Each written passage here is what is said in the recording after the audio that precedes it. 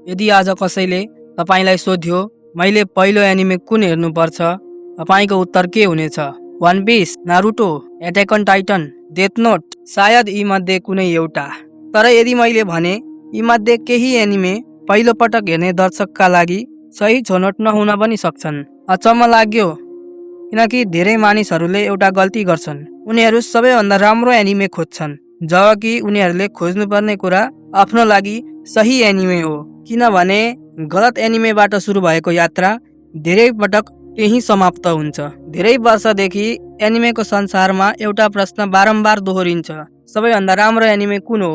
तर सायद यो प्रश्न नै गलत छ, किनकि सबैभन्दा राम्रो एनिमे र तपाईका लागि सबैभन्दा उपयुक्त एनिमे यी दुई कुरा सधैँ एउटै हुँदैनन्। उदाहरणका लागि यदि कसैले 1200 भन्दा धेरै एपिसोड भएको वन पिस पहिलो एनिमेको रूपमा सुरु गर्यो भने सायद उसले 50 एपिसोड पनि पूरा नगर्न सक्छ। तर यही व्यक्ति डेथ नोटबाट सुरु गरेको भए सायद ऊ आज एनिमेको ठुलो फ्यान बनिसकेको हुन्थ्यो। त्यसैले आजको भिडियोमा म तपाईलाई सबैभन्दा राम्रो एनिमे रिकमेन्ड गर्ने छैन, बरु तपाईको रुचि अनुसार सही एनिमे कसरी छनौट गर्ने भन्ने कुरा गर्नेछु, किनकि सही सुरुवातले पुरै यात्राको अनुभव बदल्न सक्छ। के तपाईले एक्सन भन्दा सोच्न बाध्य बनाउने कथा मन पराउनुहुन्छ? हरेक एपिसोड पछि अब के हुन्छ भन्ने उत्सुकता मन पर्छ? यदि उत्तर यस हो भने सायद तपाईको लागि पहिलो एनिमे डेथ नोट हुन सक्छ। तर डेथ नोट राम्रो हुनुको कारण केवल लाइट यागामी होइन वा एल मात्र पनि होइन। यसले तपाईलाई एउटा असहज प्रश्न सोध्छ, यदि तपाईलाई संसार बदल्ने शक्ति दियो भने तपाई के गर्नुहुन्थ्यो? र यही एउटा प्रश्नले यसलाई साधारण थ्रिलर होइन अनुभव बनाइदिन्छ। तर यदि तपाईले डेथ नोट मन पराउनु भयो भने त्यही नरोकिनुहोस्, त्यसपछि मोन्स्टर हेर्नुहोस्, किनकि जहाँ डेथ नोटले न्यायको प्रश्न सोध्छ त्यही मोन्स्टरले मानिस वास्तवमै राक्षस कसरी बन्छ भन्ने प्रश्न उठाउँछ।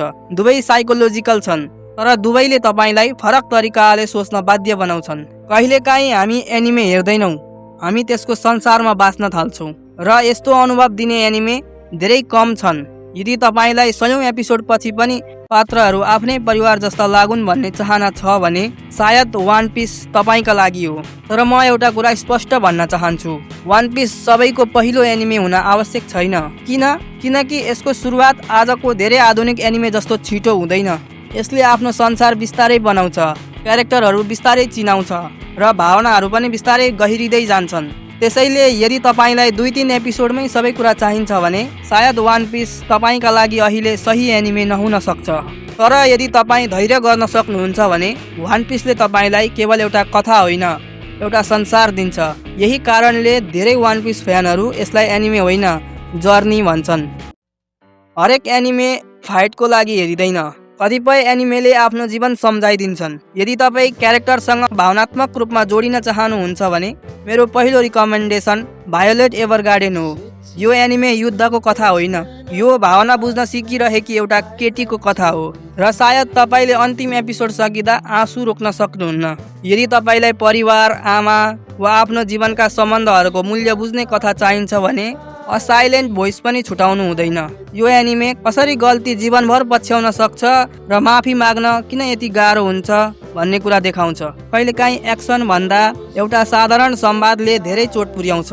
कतिपय एनिमे हेरेर सकिन्छ तर मनबाट कहिले हट्दैन।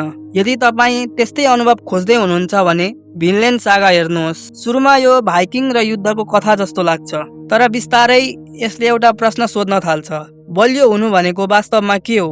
बदला, घृणा वा क्षमा? यही एउटा प्रश्नले भिनल्यान्ड सागालाई साधारण एक्सन एनिमेबाट जीवनको पाठ सिकाउने कथामा बदलिदिन्छ। र यदि तपाईलाई स्लो साइकोलोजिकल स्टोरी मनपर्छ भने मोन्स्टर भन्दा राम्रो रिकमेन्डेसन दिन गाह्रो छ, किनकि यसले भिलेनलाई हराउने कथा होइन, भिलेन जन्मिन्छ कसरी भन्ने प्रश्न सोध्छ। त्यसैले आज मैले रिकमेन्ड गरेका एनिमे मध्ये सबैभन्दा राम्रो कुन हो? सायद यो प्रश्नको उत्तर मैले दिन सक्दिनँ, किनकि राम्रो एनिमे तपाईको रुचिले तय गर्छ। यदि तपाईलाई रहस्य मन पर्छ भने डेथ नोट, यदि फिलिङ्स मन पर्छ भने भायोलेट एभरगार्डेन, यदि लामो यात्रा चाहनुहुन्छ भने वन पिस, यदि आफ्नो सोच्ने तरिका बदल्न चाहनुहुन्छ भने भिनल्यान्ड सागा वा मोन्स्टर। याद राख्नुहोस्, एनिमे हेर्ने सही तरिका सबैले हेरेको एनिमे हेर्नु होइन, आफूलाई छुने कथा खोज्नु हो। सायद त्यही एउटा एनिमे तपाईको मनपर्ने एनिमे बन्न सक्छ। अब म तपाईँलाई एउटा प्रश्न सोध्न चाहन्छु। तपाईँले सबैभन्दा पहिलो कुन एनिमे हेर्नु भएको थियो र यदि आज तपाईँले कसैलाई एउटा मात्र एनिमे रिकमेन्ड गर्नु पर्यो भने त्यो कुन हुन्थ्यो? तल कमेन्ट गरेर अवश्य भन्नुहोस्। यदि यस्तै खालको कन्टेन्ट तपाईँलाई मनपर्छ भने च्यानल सब्स्क्राइब गर्न नबिर्सनुहोस्। फेरि भेटौँला अर्को भिडियोमा। धन्यवाद।